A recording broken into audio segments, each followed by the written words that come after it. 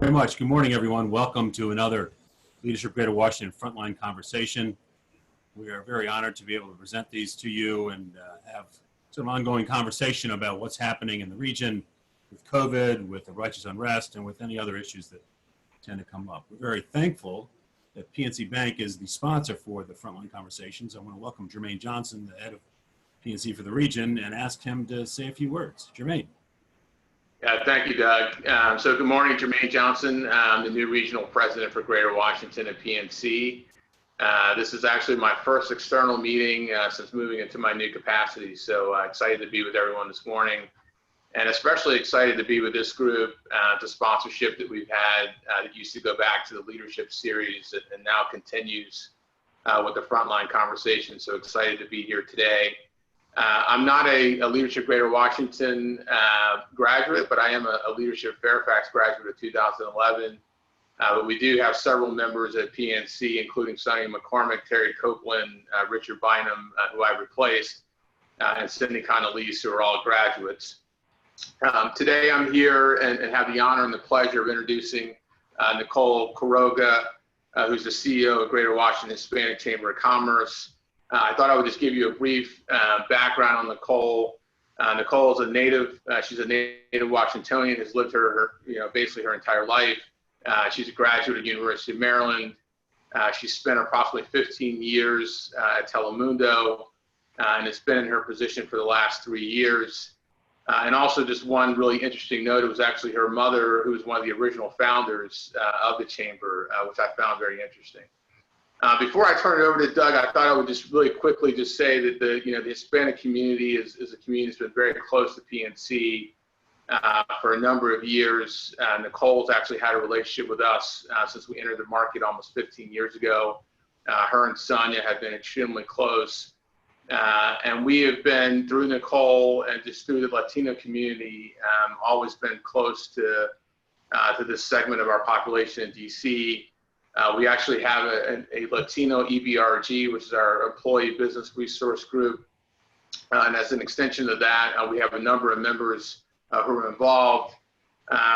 We know that through the small business community that it's unique to have an organization of our size to be connected.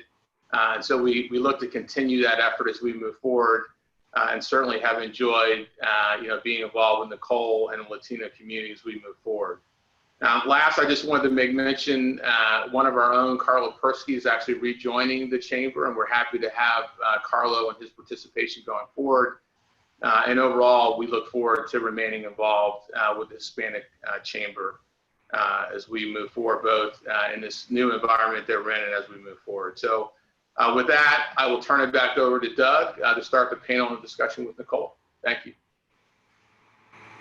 Jermaine, thank you very much. Thanks for all your support from PNC. And we have a shout out from Han Tavakoli, our chair, saying that you're not a member of the LGW family yet. So, all right. There you go. So thank you. Nicole, how are you? Doing well, Doug. How are you doing? How are you? Physically, mentally, how's your health? What's going on? So thank you, first of all. And just allow me, before I get into that, thanks to you, to your team, Debbie. You guys have been amazing. Class of 08, the great 08, not very creative, but the experience at LGW really has touched every point of my life. So I'm really so grateful for the relationship that we have and the relationship that you all have allowed me to have. And so thank you to you and to your team. Thank you to my board. I know Juan Jara, also LGW, is on the line. And thank you to my staff and to everyone around us that's working so hard to help small businesses get through this pandemic. Personally good. Thankfully, I'm healthy. My friends and family are also healthy, although our staff has felt the onset of COVID, and some in not such a great way. But we're together and we're pushing through just like everybody else. So hopefully we'll just stay safe and healthy as we get through this together. It is so great to see you. I miss you so much. I miss you too. I know, we always had a special Great to see you. And thank you again for doing this. So how are you handling the COVID with your staff? Is everybody working at home? Are you, so how are you dealing with the illness? Yeah, say that again? Now, how are you doing with the health situation you mentioned? Well, so right at the first thing that happened right at the onset of this in March, immediately, almost overnight, our office, our chamber became a virtual call center, like a hotline. So we, we stopped going to the office, and we got phones for all of our staff and redirected the calls to the phones. And, our day to day was basically fielding calls to answer questions. And hopefully, have the resources to send questions that we couldn't personally take. But that's what happened at the very beginning. And, that's when we started realizing how devastating this impact was going to be on our Hispanic small businesses and businesses in general, right? But, So what kind of questions were you getting? You were getting a lot of calls. What were they asking for? Well, at first they were asking, what does this all mean? I mean, right from the beginning, they didn't understand, is this real? I mean, really basic stuff. We're hearing, what does this mean? We don't understand certain messages that we're getting. And then as it moved through, the messaging was so, it was so traumatic. It was so dramatic. It was so that people said, am I going to lose my business? And if so, where do I go? And what does it look like? I only have this much liquidity. Real basic financial, where do we go for help? But mostly and first and foremost, it's where do we go for information that we can understand? Who can we talk to? So that's what happened. In addition to the fact that, the thing is that our Hispanic businesses got hit the hardest out of any other ethnic group. We got infected faster. We had a higher mortality rate. We had a higher job loss rate. And this is in large part because, Hispanic workers over-index in industries such as retail, construction, hospitality, in restaurants, where social distancing, the regulations were hard to put in place. And, especially at the beginning, people didn't quite know, people weren't equipped, PPP wasn't available. And so based on that and other elements, our community got hit very, very hard. And so alongside with that, a third of our businesses shut down right from the beginning.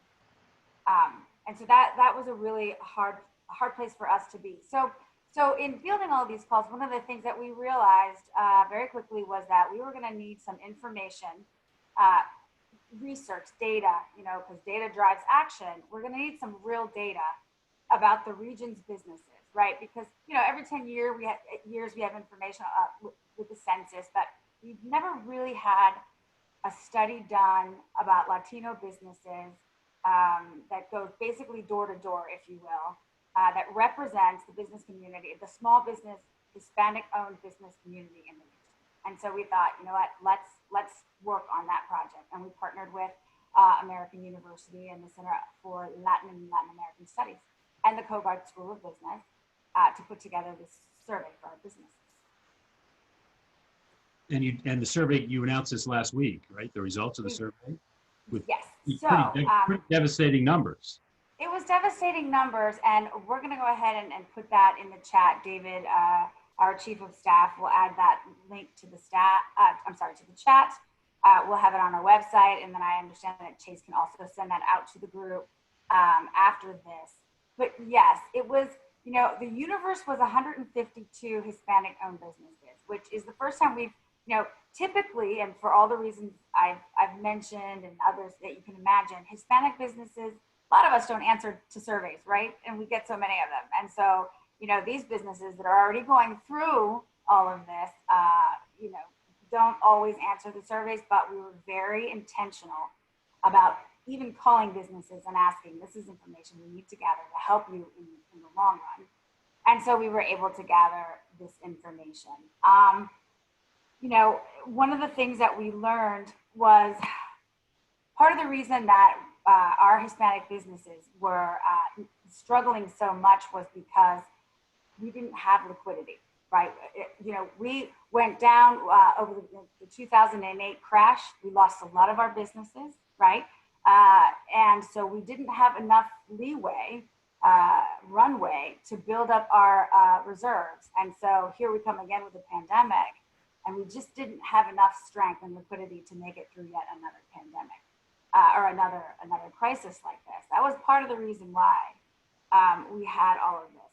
But before I get into that, just to put it in perspective about why that's so impactful and why that's so sad, quite simply, is because we started the year in such a strong position. Last year Hispanics were opening businesses at a rate of 50 times faster than any other group, 50 times faster. In the last decade, the last 10 years, just again, in perspective, Hispanic-owned businesses, we launched 86% of all the new businesses launched over the last 10 years, 86%. So, you could see that we were getting this traction and this momentum. And so to have this downfall has been extremely devastating for everybody. And one thing I'll just, if you don't mind, I don't want to take this with numbers, but I think they're pretty impactful because most people don't realize last year there were 60 million Latinos in the United States, right? And they're spending $2.3 trillion. So it's to say, if Latinos were our own country, we would be the 8th largest GDP in the world. So that kind of speaks to our growing power and our entrepreneurism and, basically our grit. So let me mention a couple of the statistics from your survey. You had mentioned that about a third of the businesses had either closed or suspended operations because of the pandemic. 75% of the Latino businesses in the region are suffering significantly from the pandemic, and 36% have significantly reduced their operations. So it really is sort of hit across the board and hit very hard.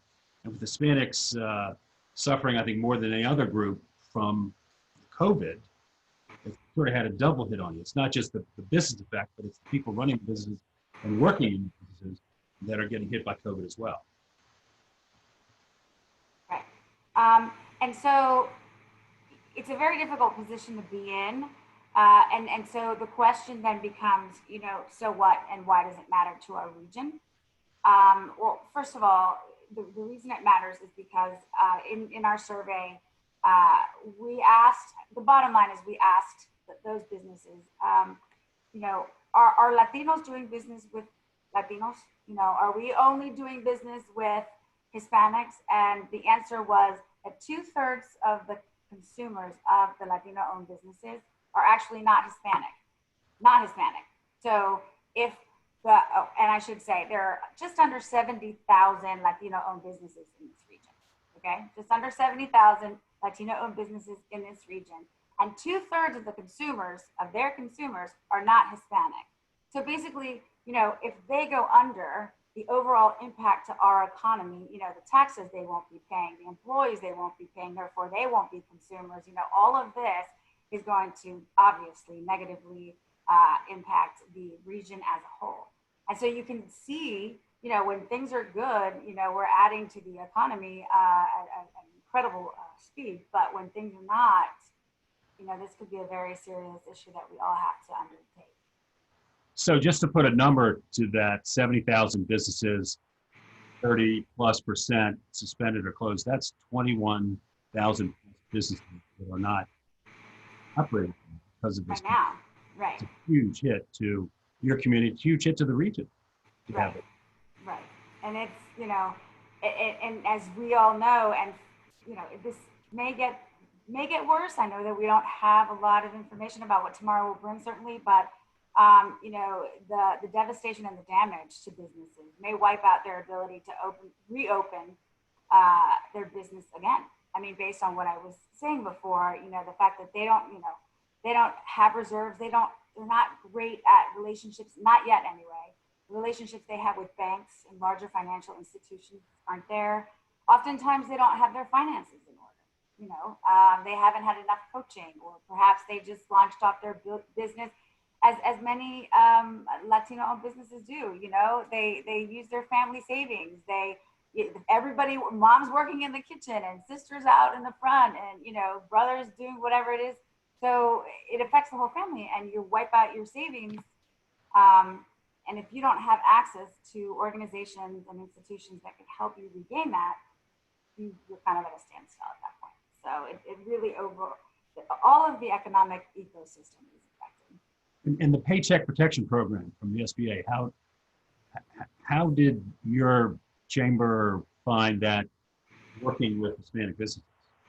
Well, so, and I know I speak for all of the chambers out there that are 501c6s, which is what we are. We did not qualify as a chamber for the PPP based on the 501c6 that we are. And so that's one unfortunate thing that didn't allow us to, use that fund to continue to help. We had to find different and creative ways to stay open, but that would have been helpful.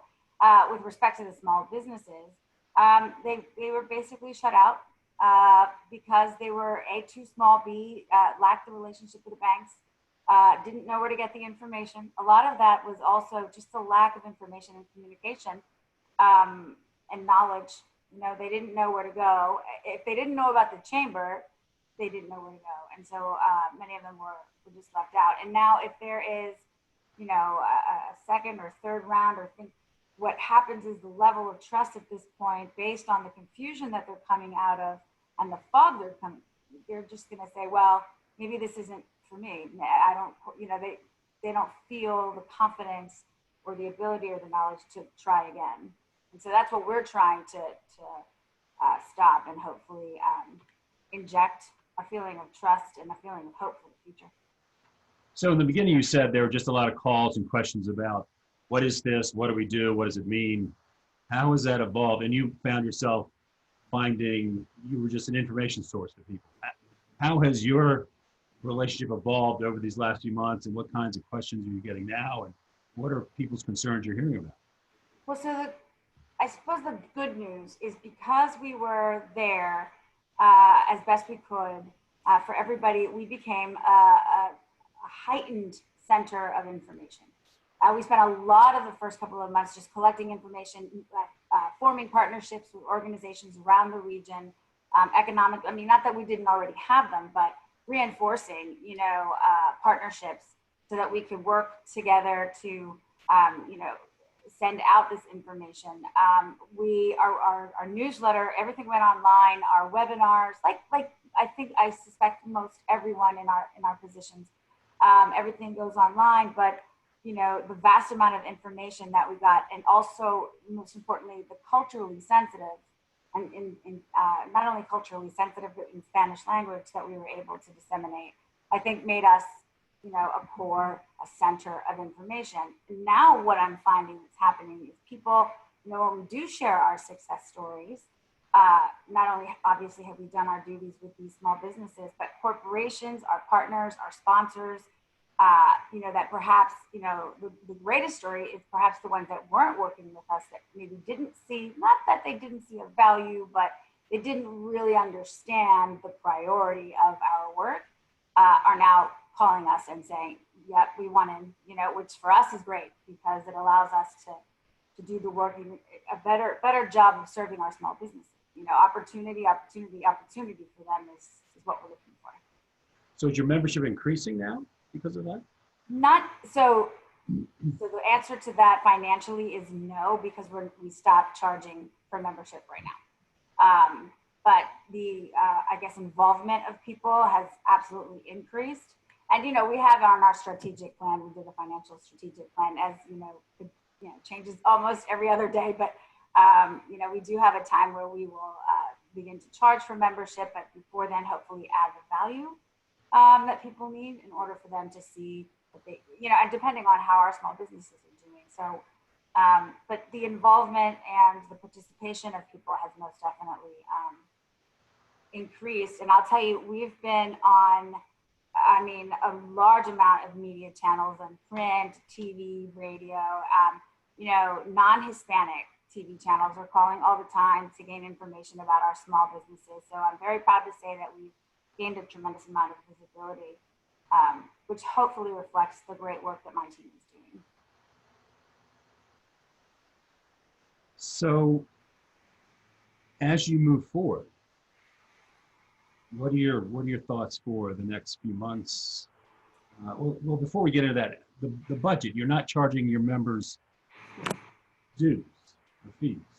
So what does that do to your budget, and how are you surviving? Yeah, right. Well, so So I will tell you, you know, I have to thank our larger sponsors who, at the beginning of all of this, I, you know, called them and they were so gracious and so, I mean, just absolutely so generous, and they allowed to and allow us to keep the funding that we had already in place and use it basically just to survive.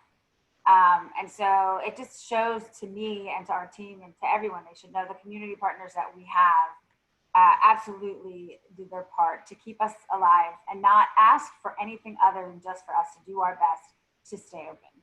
Doug, I mean, PepCo and PenFed and the Airport Authority and Events DC and DC HealthLink and these guys who really respect our work have stood by us the whole time. You know, PNC, another great example, who's been with us for 15 years. They're not withdrawing, they're just helping us. And, you know, by allowing us to do what we do best. And so now the conversation has, you know, it reminds me of when I started at Telemundo about 20 years ago. My job was to go into organizations like, you know, like PNC, like Blue Cross Blue Shield, who, by the way, I met the president the first day of my LGW class. And so, I mean, it really is incredible, the lines that all go back to like Kevin Bacon and LGW. But my job as a Latina was to go into these organizations who at that point really weren't spending a lot of their resources on communicating with the Hispanic community. And so it was my job to go into them, to go to their board or their meetings and whatnot and teach them why they should maybe change their messaging to reach to this Hispanic community and talk about the numbers I talked about today. Talk about their spending power, talk about their growing rates, talking about, you know, hey, in 30 years, I mean, and by 2060, we're going to be at this number and grow 30. I mean, this has been my career. And it's like we're evolving again, we're shedding some skin and we're evolving again to where I get to say again, hey guys, here's a reminder. This is why right now, moving forward, our opportunity is to once again, look at our messaging to the Hispanic community, see how we can refresh, see how we can make it relevant, right? See how we can hire them, how we can bring them on as partners, how we can brand to them to increase our bottom line. It's me living life 20 years ago. And I don't know, that's what gets me so inspired because, you know, it's, like I said, we're shedding some skin and it's hard to do so, but we're gonna, you know, if we take these steps together, we're gonna end up stronger than we've ever been. So we've got a question from Diana Watkins about stating that Latina women who had bachelor's degrees and even those with masters and beyond have sort of the greatest pay disparities in the country, the region.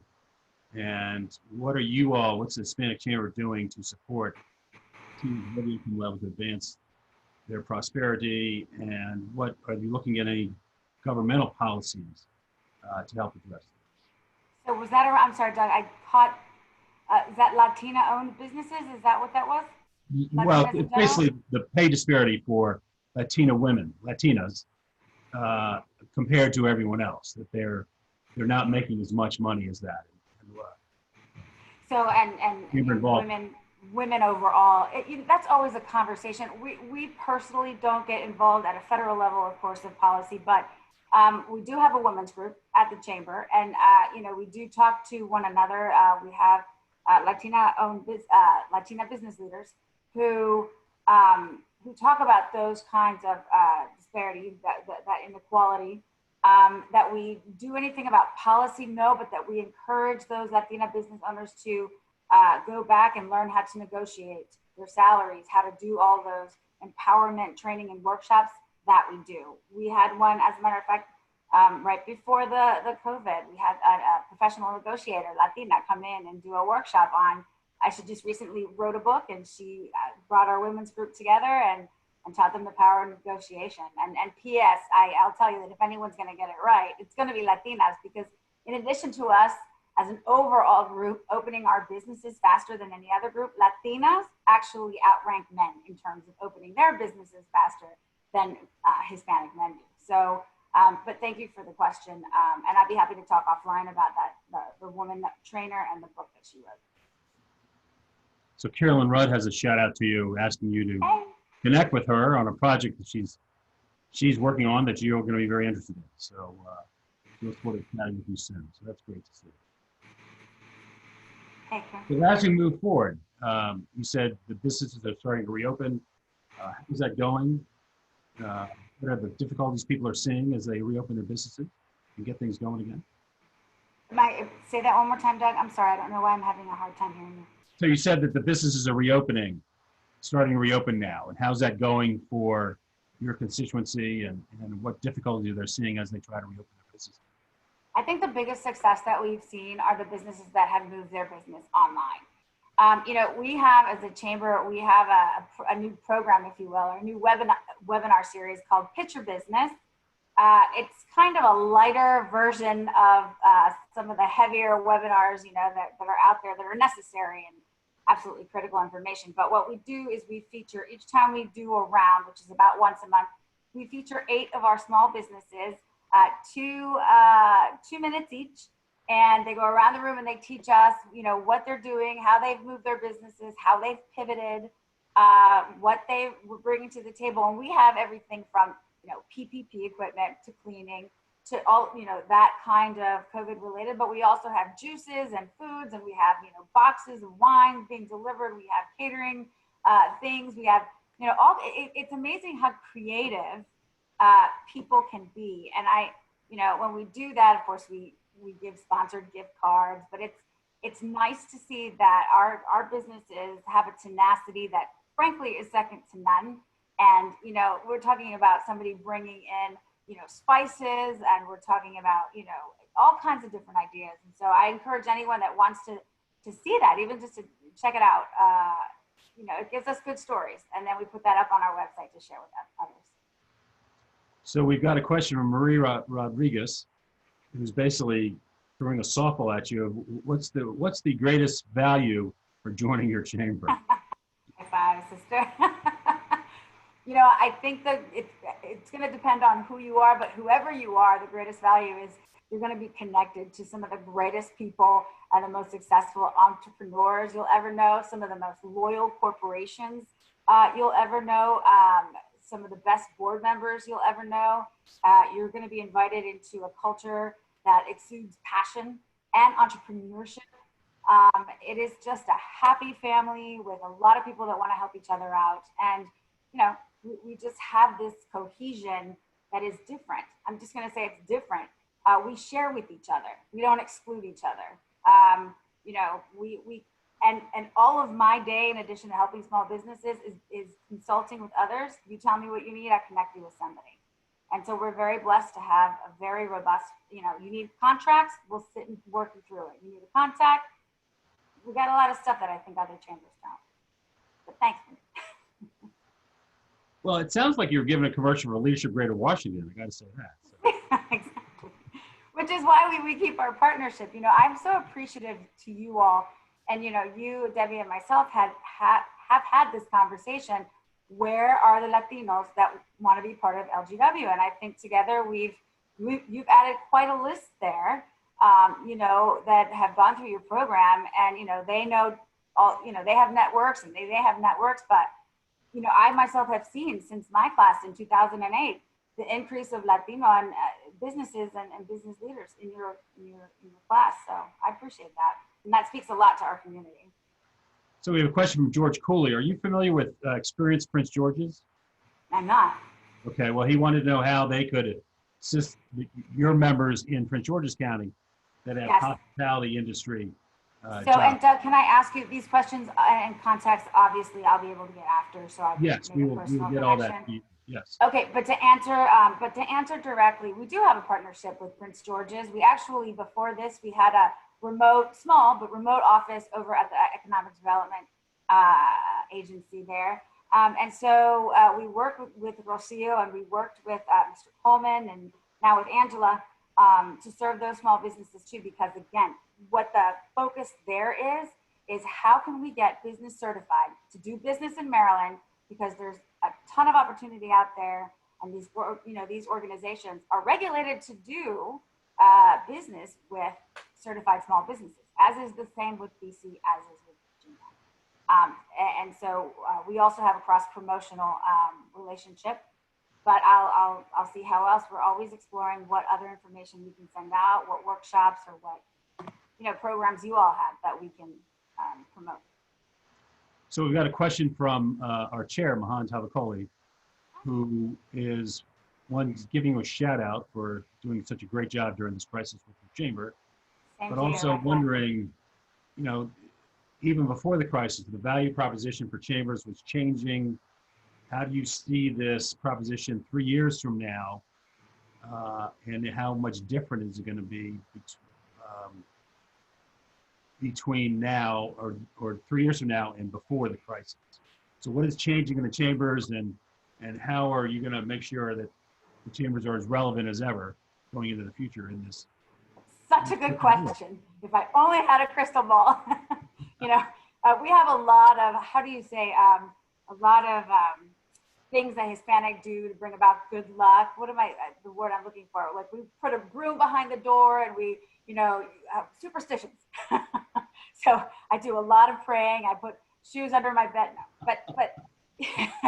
No, but I'm so not kidding right now. But here's what I think, and here's what we've strategized. Number one thing is that Latino businesses are and will be resilient. Number two is our population is growing, and corporations, small, big, and large companies are going to want to do business with us. And so, insofar as monetizing, what we're trying to do is our small businesses, we want to teach them how to get certified in this region. That's the hardest part for our small businesses, because the systems aren't easy. And so we want them to be members and monetize that. And we'll have counselors like we have now, but just continue to have that program in place where we get them certified. And then our sponsors, like the ones that we have now, it's going to be where the opportunities are, all about supplier diversity. It's going to be about jobs. It's going to be about connecting those opportunities, because we can do it better than anyone.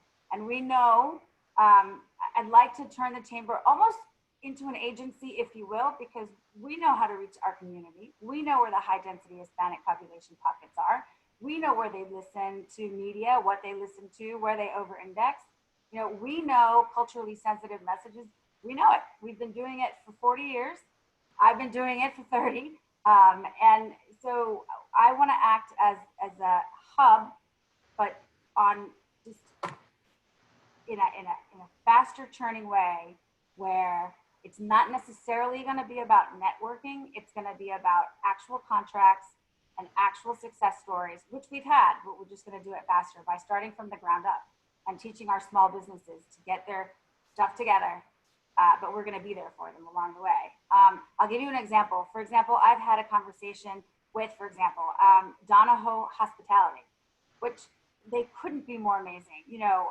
Washington Gas and DC Water. And Pepco's already, partner with these new organizations that are all about teach us how to get to your community, which we will, and we will provide them opportunity, training, contracts, right? And they're calling us all day, every day. The second request is, where can I find bilingual people to hire? And we also know that we've had a lot of people that have been let go. Somebody that was on my board that was, furloughed, that are looking for jobs. And so we're that conduit. We're the conduit to the fastest growing community and small business community in the region and in the nation, frankly. So we hope to extrapolate on that. Thanks for the question, Mahan. You're the best. You just described something that we have learned at Leadership Greater Washington, where we need to tell the stories of our members a lot more. That's probably the most effective way of showing your value to others is to show what you've done for your current members or past members and how that's worked. So I think that's a great way to approach the future. In terms of the pandemic, you said that it's that one of your key priorities is to get small businesses certified. Has the pandemic changed your ability to do that? Has it made it harder, or people just not even thinking about trying to do that right now, just trying to survive? Right. I would say that. It takes money to get certified, right? And so, right now there's different levels of affluency when you look at businesses, right? Different levels of growth. And so for the smaller micro businesses, right now, what we can offer them is the hand-holding technical assistance that either says to them, this is how you're going to move forward, or this is how you're going to close your business down without having the maximum amount of damage, because that's also an art. Closing your business isn't as easy as you think. You can damage your credit score. You can have a lot of damage that's going to be long-lasting damage. And so we tried to catch them at a place where, if we can help them grow, with, that makes sense for them in a 1 year, 5 year, 10-year strategic plan, we'll do that. But if they need to put things on hold right now, so that's that level of business. But when you're talking about, small to medium businesses, those are the ones that we can then talk about. Okay, we have counselors, like I said, counselors, lawyers, and all pro bono, looking at their budget financial statements and saying, all right, this is how we're going to get you certified, and this is how it's going to look. People often in fear, they have paralysis. I know I do. I get overwhelmed and I get scared and I just freeze and look at my computer thinking, and I spend a lot of time looking at the wall. Imagine these small businesses, right? That, and so we're just providing them hand holding, but we do it. Certification in the city costs this, certification in Virginia costs this, and so on and so forth. And this is what a business plan would look like. And this is how much you need in liquidity. This is what you need in reserves. So yeah, it takes time, but it's absolutely worth it. And I'll tell you one thing I've gotten. So over the last couple of years, we've gotten at least 5 contracts over $1 million for small businesses that never would have thought they would get them. One is a cleaning service. One is a communications company, a few in construction. I mean, it's been, this is what keeps me up and happy, is to see that. So what's fascinating to me is Nicole, when we asked you, what's the added value, why join your chamber? And you start off with, well, come network with us, come meet our members. And that's kind of the traditional view of the chamber. You just go to things and you exchange business cards and hopefully get to do some business with each other.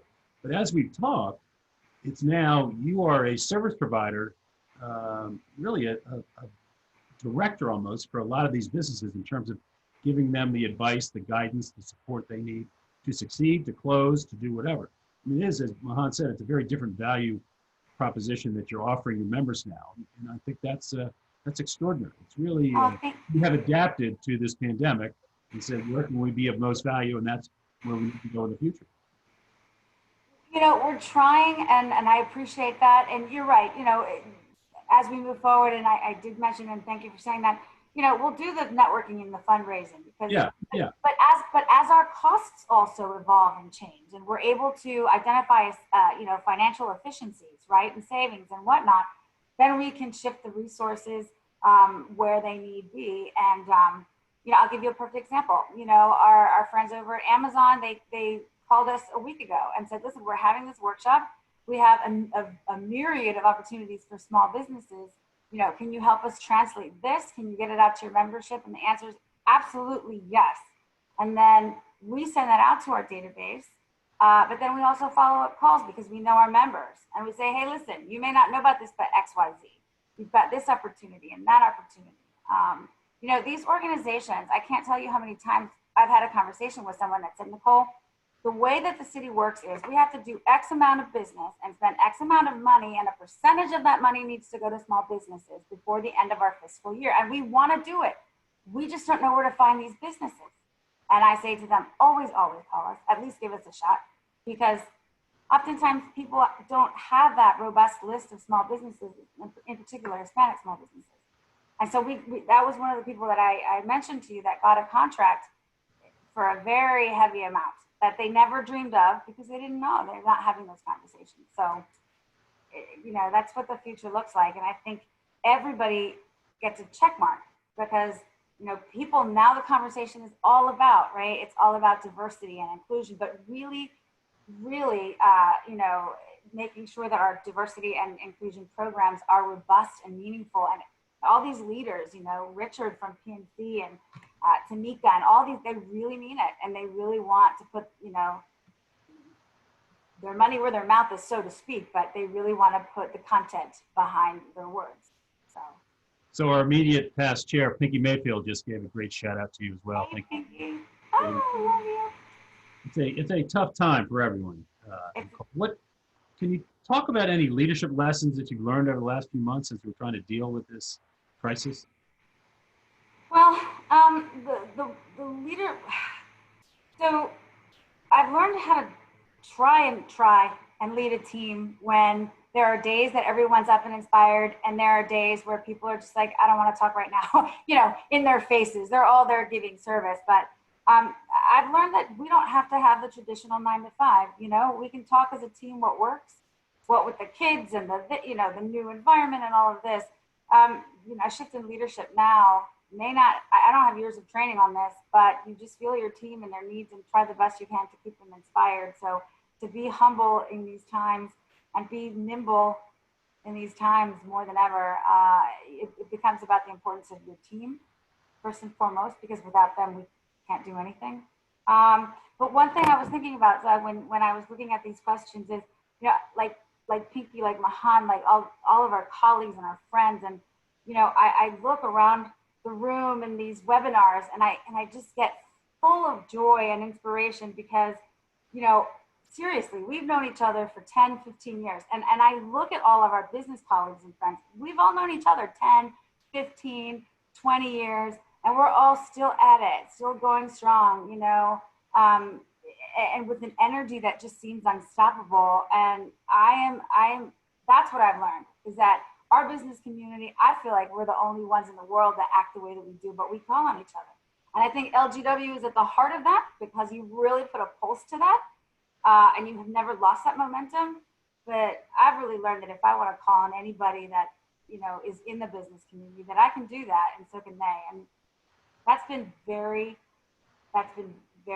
joyful for me. And it makes everything worth it. When we get through this together, we're going to have one big party all together in one room. Dancing salsa, got Yes, we are. Yes, we are, Nicole. So I liked your answer about adaptability, about sort of the 9 to 5 work hours and changing things and just being sensitive to your employees' needs and making changes as you go. And you mentioned earlier that a lot of your businesses that have switched to online business now are doing very, very well. So we're seeing that sort of across the board, that those businesses that are adaptable, that are open to innovation, are looking for new ways to do things, are the ones succeeding in this environment we have. Any good news you want to share with us about anything? Well, good news outside of the fact that I've been able to see some of our businesses grow in the way that they have. That's basically my good news. My good news is that we have had partners to share numbers, like in the report that we can share with, the different leaders in the different jurisdictions. The fact that John Felchico is on my panel, really reciting this information, but also doing the great work that he's doing. The good news is just that I'm so blessed to see everyone, in the trenches. For me, that's been great news for when people get the contracts and have the success stories. That's the good news. And the good news is I don't have to pay my rent right now because, they were able to forget. That's a great news. That's good news. That's a great news story. Yeah, it's a great story.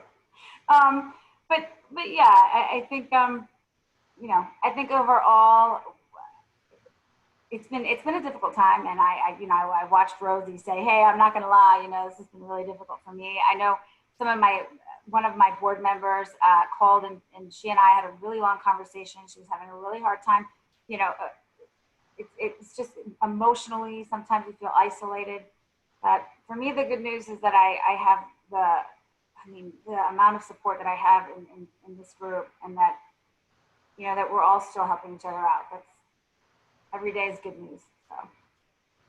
So how can we help you? How can we help your chamber as you move forward?